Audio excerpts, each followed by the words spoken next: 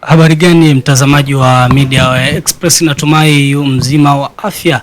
Karibu katika kipindi chako cha Inside Politics, hapa tukiwa tunachambua mambo mbalimbali kuhusiana na siasa, tukikuletea yale ya ndani kabisa ya kisiasa, ni uchambuzi wa kina kabisa. Tunakuwa na mgeni kila wakati wa vipindi vyetu vya Inside Politics ili kutuchambulia masuala ya kisiasa, na leo tuna mada isemayo upi mustakabali wa upinzani, kufa au kuinuka upya, kusimama vizuri kuwa ngangari. Upi mustakabali wa upinzani nchini Tanzania, kufa au kuinuka? Mimi ni Hassan Magulumala, lakini nipo na mgeni hapa ni Hemedi Limamu. Yeye ni mchambuzi wa masuala ya kisiasa, atatuambia ni yapi ambayo yanakwenda kutokea baada ya uchaguzi mkuu wa 2025 na hata kuelekea uchaguzi mkuu wa 2025. Bwana Hemedi, karibu sana. Asante sana ndugu mtangazaji, asante. Kuelekea uchaguzi mkuu wa mwaka 2025, kama mada yetu hapo ninavyosema, ni upi mustakabali wa upinzani, kufa au kuinuka? Wewe tuanze hapo kwanza, maoni yako ni yapi kwenye huu mustakabali wa upinzani nchini Tanzania? Asante sana ndugu mtangazaji. Mimi ninavyoona kuna mambo mawili yanaweza katokea. Upinzani kufa au kuendelea kuwepo. Unaposema kufa, kwa maana kwamba kutoka katika ile dira nzima ya kuwa na upinzani Tanzania, kwa sababu watu wengi sasa hivi wana imani na Chama cha Mapinduzi kutokana na mwenendo na upigaji kazi wa mama yetu Mama Samia Suluhu Hassan. Kwamba tulikuwa tunamdharau, tukaona kwamba huyu mwanamke kweli ataweza, lakini tunaona mambo ambayo anayafanya. Ameweka demokrasia, ametaka umoja wa kisiasa, ingawa kuna baadhi ya wanasiasa wengine hawataki umoja, lakini naona ni rais ambaye hataki kuibana demokrasia ya nchi. Naam. Umesema hapo kutokana na mwenendo wa kisiasa na fora za Rais Samia zipo imara. Vyama vya upinzani bado vinalalamika kuto kutendewa haki kisiasa nchini Tanzania. Hasa kuna watu wanakamatwa baada ya kutoa kauli za kusema tunahitaji labda kufanya kongamano fulani sehemu fulani. Wewe hili unasemaje? Mimi naweza nikasema kwamba kwa sababu kila nchi ina taratibu zake, na sisi Tanzania tuna taratibu zetu. Tanzania huwezi kufananisha na nchi kama za Kongo, Sudani. Hapa kuna demokrasia, kuna amani. Kwa hiyo unapoitisha kongamano au mkutano lazima ufuate sheria, na hususan sisi wanasiasa tunajua kwamba unapoitisha mkutano, hata mkutano wa hadhara, lazima uende ukatoe taarifa polisi, sio kudai kibali bali kutoa tu taarifa. Sasa wewe unaitisha kongamano, unaongea na wananchi, taarifa polisi hakuna, uvunjifu wa amani unapotokea, maana yake baadaye tunakuja kulilaumu jeshi la polisi. Kwa hiyo bado na hii ni elimu ambayo wanatakiwa wapewe wanasiasa. Tusiwe na zile na siasa za mihemko. Tufanye siasa za kufuata demokrasia. Kama umefuata sheria, umefuata nini, kwa nini sasa usumbuliwe?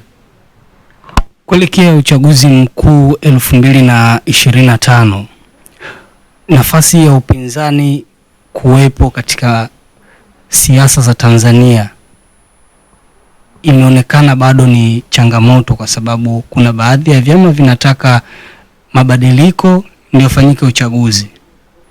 Unaona kauli mbiu mabadiliko ndio fanyike uchaguzi ina mashiko na inahitaji kweli mabadiliko nchi? Hiyo kauli mbiu haina mashiko, kwa sababu tupo kwenye uchaguzi. Mabadiliko tungeyafanya toka nyuma. Tunasubiria uchaguzi unafika ndo tunadai mabadiliko. Maana yake ni nini? Kwa hiyo tusubiria tumalize uchaguzi ndio tufanye mabadiliko. Lakini mimi naelewa wazi kwamba chaguzi za nyuma zote tulikuwa tunaenda vizuri. Hata hili swala la mabadiliko Mheshimiwa Rais Mama Samia hakulikataa, na ndio maana alikuwa anataka maridhiano kutengeneza hizi R4. Sasa kama watu wengine wanapinga, hawataki R4, maana yake ni nini? Huu ni uvunjifu wa amani, na watu wachache hawawezi kusababisha matatizo Tanzania. Tunataka amani, hii nchi ni ya amani. Lakini wanasema kuwa chaguzi za nyuma zilikuwa mbaya, sio sana. Sasa hivi imekuwa mbaya zaidi. Ukiangazia uchaguzi mdogo uliopita mwaka jana, ulionekana kuna wanachama wa upinzani wengi wamekatwa majina yao. Je, inaweza ikatokea zaidi kukatwa kwa wapinzani kwenye uchaguzi mkuu 2025? Sasa hebu tuchukulie mfano, mtu anashindwa kujaza fomu, ameanguliwa, labda amewekewa pingamizi, anajaza fomu, mgombea wenyekiti alafu sio mkazi wa lile eneo, anawekewa pingamizi alafu baadaye analalamika. Sasa mimi nadhani viongozi wa vyama vya siasa hebu wajaribu kwanza kuwapika wagombea wao, wawapike, wawaelekeze jinsi ya kujaza fomu. Wenzetu CCM wao wana utaratibu kwamba fomu wanasaidiwa kujaza na makatibu wao. Sasa wewe unakurupuka tu, mgombea unampa fomu, unamwambia ajaze, kwenye mwaka wa kuzaliwa pale anaandika jina, alafu wewe unatarajia kwamba huyu mtu tumlete kwa wananchi awe kiongozi wa kijiji. Mwisho wa siku atakuja kuleta shida kwenye kijiji.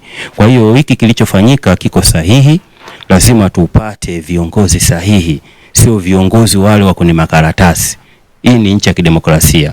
Kwa hiyo katika kupata viongozi sahihi, basi hao viongozi sahihi wapatikane ndani ya chama, wapikwe, yani waonekane, wachujwe. Na vyama vingine vinazuka kipindi cha uchaguzi. Kiongozi wa chama kimwambia ofisi yako iko wapi, bwana, utakuwa umempa kazi ngumu sana kukuonyesha ofisi. Sasa hili ni swala ambalo watendaji na wakurugenzi wako vizuri sana, kwa sababu watendaji ndio wanawajua watu wao, kwa sababu mtendaji yeye ni katibu wa mwenyekiti, kwa anawajua watu. Mtu anakuja anamwambia unakaa mtaa gani, yani hata mtaa wake anakaa juu, alafu anapewa fomu ajaze agombee. Iko kitu hakipo.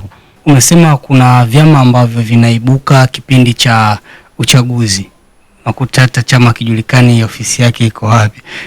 Hii pia ionyeshi dalili ya kuwa upinzani umegubikwa na nafasi kubwa ya ulaji kwa vyama vingine tofauti na vile ambavyo vinania kule kuwatumikia wananchi. Ndio maana nikasema kwamba Mama Samia Suluhu Hassan, rais wetu mzuri kabisa, ameweka demokrasia. Tunajua kwamba kuna vyama hivyo ambavyo nimeongea vinaibuka kipindi cha uchaguzi, lakini hivyo vyama bado vipo mpaka sasa hivi. Lakini bado kuna vyama vingine vinafikia hatua hadi ya kumtukana rais, lakini hivyo vyama vipo na msajili havifuti. Kwa hiyo ni demokrasia pana kiasi gani Tanzania? Kwamba ni sisi wenyewe tushindwe kuitumia hii demokrasia. Mama tena kaleta alafo. Kwa hizo alafo tena watu wanalalamika. Wanataka waongozwe vipi au wanatakaje? Kwa hiyo lazima ifike mahala kwamba mimi nashauri tu Mheshimiwa Rais hebu afate misimamo ile ambayo katiba ya nchi inasema. Chama ambacho kiko ovyo, msajili wa vyama vya siasa akifute chama. Vyama ambavyo viko tayari kushiriki kwenye demokrasia, basi tufanye demokrasia ili tufanye uchaguzi ule uwe uhuru na haki.